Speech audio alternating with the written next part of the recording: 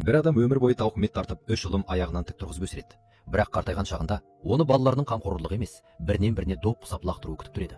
3 ұлдың ешқайсысы әкесінің соңғы күндерінде оған қарауға жауапкершілік алғысы келмеді. Жүрегі жараланған қарт бір ағаштың түбінде отырып еңкілдеп жылайды. Ол басын көтеріп қарағанда, жас қарғаның кәрі қарғаға құрт тауып беріп жатқанын көреді. Мұны көргенде оның көңілі тіпті босап кетеді. Тіпті қарғалар да жақсылықтың қайтарымы болатынын біледі, ал өз ұлдары оны елемейді. Түңілгені сондай, қарт тіпті өмірмен қоштасқысы келеді. Дәл осы қасіреттің алдында үйіне қонаққа келген кенже қызы оны ажал аузынан аман алып қалады.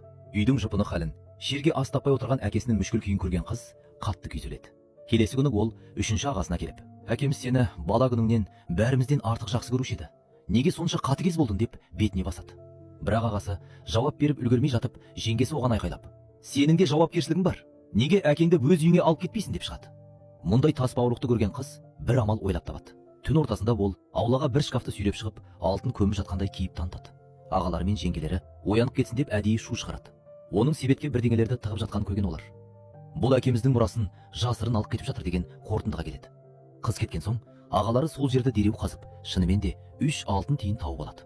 Үлкен ағасы әкесінің үлкен қазына жасырғанына сенімді болады. Сол түні үшеуі терезенің астына барып аңдиды. Олар қыздың жастықты тігіп жатып, ішіндегі алтынды ағаларым тауып алмау керек деген сөзін естиді. Келесі күні таңертең қыз әкесін алып кетпек болғанда, ағалары жүгіріп келіп, әкемізді ешқайда жібермейміз, өзіміз қараймыз деп өтірік өкінгендей болады. Олардың көз алдында әкесі енді қарт емес, тірі қазына болып көрінеді. Сол күннен бастап ұлдары бірінен бірі қызғанып, әкесінің қасынан бір елі қалмайды. Әйелдері де киімін жуып, асын дайындап, шайын беріп бәйек болады. Бірақ бұл жақсы күндер ұзаққа созылмады. Қарт күннен күнге азып тозады. Бірақ балаларының ойы оның денсаулығында емес, әлгі жасыр ұлы мұрада еді. Ақыры шыдамдары таусылған ұлдары әкесін алқымнан алып, жастықтың қайда екенін айтуға мәжбүрлейді. Қарттың өлер алдындағы соңғы сөзі қызын шақыру болады. Ағалары қызы бәрін біледі деп ойлайды. Қарт қайғымен ызадан көз жұмады. Тіпті оны арулап көмуге де құлық танытпайды. Бірақ қыз келіп, егер әкемді дұрыстап жерлемесеңдер, ешқандай мұра алмайсыңдар деп ескертеді.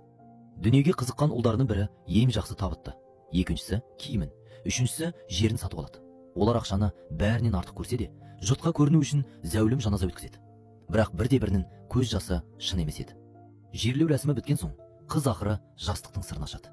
Үш ағасы мұра үшін бір-бірімен төбелесіп, жастықты жұлмалап жыртып тастайды. Бірақ ішінен алтын емес, сынған кірпіштер мен плиткалар және әкесінің хаты шығады. Хатында әкесі: мен өмір бойы кедей өттім.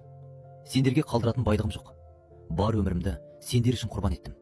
Ал кірпіш толтырылған бұл қызыл жастық сендердің суық, тас бауыр жүректерінің нышаны.